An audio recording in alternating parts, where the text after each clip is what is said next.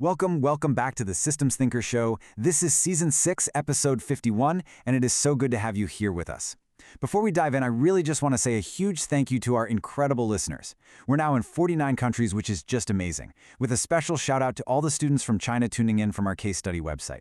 You are exactly why we do this. Now, I have a quick favor to ask that makes a world of difference. You know, it's funny, less than 23% of you who listen every week are actually subscribed or following. If you could just tap that button right now, it seriously helps us with the algorithms so we can keep bringing you these insights. And hey, if you get something out of this, please share it with 10 friends or colleagues. This explainer also goes hand in hand with the business playbooks, Shift Happens, Culture by Design, Power by Discipline Volume 1, and the brand new Culture by Design, Power by Discipline Volume 2. You can find all of them online. Okay, let's get right into it. Today, we are tackling one of the most provocative, maybe even controversial laws from Robert Greene's The 48 Laws of Power. I mean, look at that quote, disarm and infuriate. That sounds pretty intense, right? It sounds like a tool for manipulation. But here's the twist. We're going to completely reframe it. We're going to explore how this exact principle, the mirror effect, can be transformed from a dark art into a powerful, positive force for building a high-performing, healthy team culture. So, here's our game plan. First, we'll break down what the leadership mirror effect really is. Then we'll dive into a real-world case study to see it in action. After that, we'll see how this idea plays out across different industries, connect it to what some of the biggest names in management have been saying for years, and finally, and this is the most important part, we'll talk about the crucial difference between a risky tactic and a sustainable system. But before we get to the good stuff, a quick word from our sponsor. All right, if you're the kind of person who loves big flavor and real craftsmanship, you gotta listen up. Today's sponsor is Crunch Time Gourmet Popcorn and Apples in Bridgeport, West Virginia. Their whole thing is made fresh, made fun, made to crunch. They make gourmet popcorn and caramel apples daily, and their homemade caramel, it's the star of the show, a small batch, one-of-a-kind recipe. And the menu is just dangerous in the best possible way. We're talking caramel apples like Andy's Mint Chocolate, a Granny Smith apple dipped in that homemade caramel, covered in milk chocolate, then rolled in crushed Andy's mints. Wow. And if you're more of a snack and stream person, their movie theater butter popcorn gives you that perfect cinema vibe, fluffy, rich, and buttery. So whether you're sending a gift, stocking the office, or planning an event, go to crunchtimewv.com, shop now, and if you need fundraising or a food truck booking, just hit their contact page. Okay, so let's dig in. We're kicking things off with a core idea here. As the slide says, this is a journey from manipulation to self-awareness. It's all about taking a concept that was originally designed for conflict and totally repurposing it for growth, for honesty, and for real, genuine reflection inside a team. So in Greene's world, the mirror effect is a weapon. You mimic someone's actions to confuse them, to throw them off balance, to gain control. But we are flipping the script entirely. In leadership, the goal isn't control, it's clarity. It's about what happens when leaders see their own behaviors, their exact words, their tone of voice, reflected right back at them. It kind of bypasses the ego, it gets past all the usual defensiveness, and it creates this powerful, undeniable moment of truth. Theory is great and all, but how does this actually work in the real world? This is where it gets interesting. Let's get into a case study. We're going inside a multi-plant manufacturing company that was just dealing with a seriously toxic culture. They were stuck, and they were desperate for a change. So here's the scene. You had a leadership team that talked a really good game about accountability and ownership. But their actions, they told a completely different story. They were defensive, they'd get emotional whenever they heard bad news, and that just created this culture of friction and silent resistance on the factory floor. The whole operation was grinding to a halt. And this wasn't just a feeling. They had the data to prove it. Employee surveys showed that the trust score in leadership was stuck below 60%. I mean, just let that sink in. Nearly half the workforce did not believe that their leaders actually walked the talk. That is a massive, massive disconnect. So here's how they turned it around. And it's brilliant. Instead of another boring PowerPoint on leadership, they brought in facilitators who, in meetings, would simply start mirroring the leader's own defensive language right back at them. Verbatim. The effect was immediate. It created this thing they called productive discomfort. Nobody was being attacked, but for the very first time, these leaders were really seeing themselves clearly. And you know what? It worked. They started changing their own behavior right there in the room.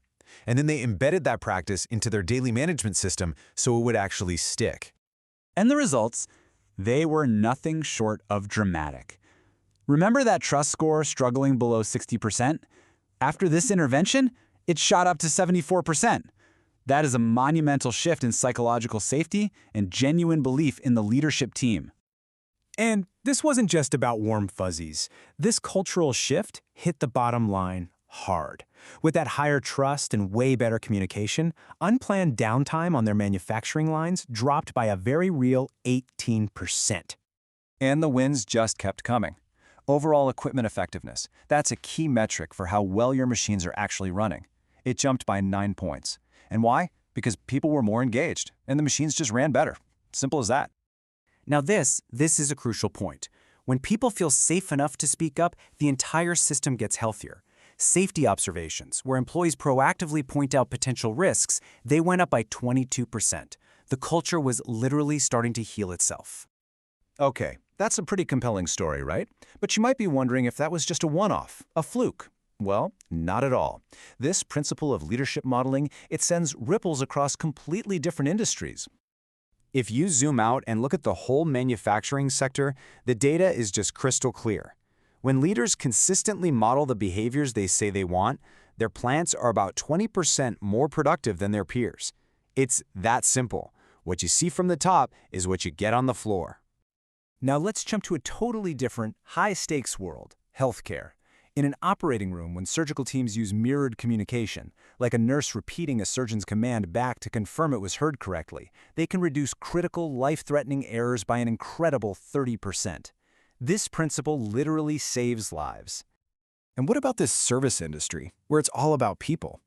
Well, companies that build a high-trust culture, which always starts with leaders modeling the way, they can see employee turnover rates up to 50% lower than their competitors.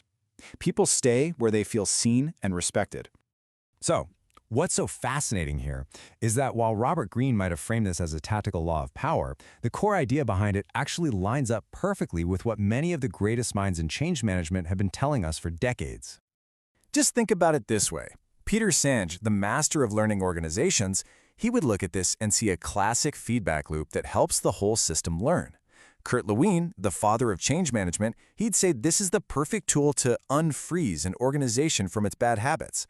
And someone like Linear Johnson, he wouldn't see it as a one-time trick at all, but as something you have to codify, to build directly into the daily rituals of a management system to make that change last. And that right there brings us to what I think is the most critical takeaway of this entire explainer. The essential, non-negotiable difference between using this as a risky, one-off tactic and building it into a powerful, sustainable system. This table really just lays it all out. Greene's original idea? It's a tactic. It's high risk because it can so easily be misused for personal gain, and, let's be honest, the ethics are murky at best.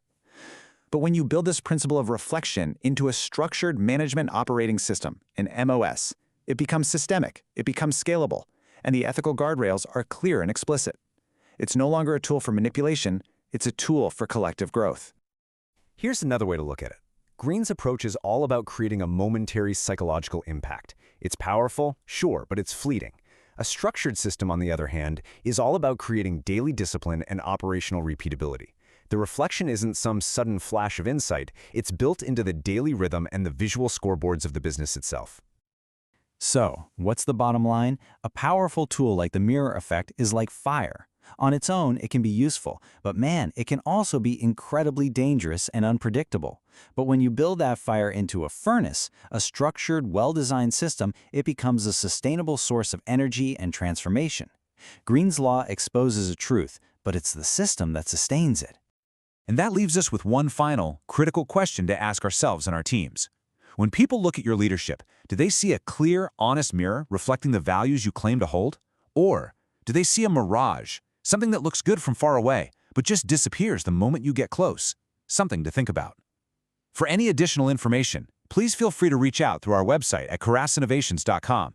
And also, be sure to check out our other podcast, The Continuous Improvement Lab, and our YouTube channel, Karass Innovations Group. A very special thanks, as always, to our executive producer and founder, Linear Johnson. Thanks so much for joining the Systems Thinkers Show. We'll see you next time.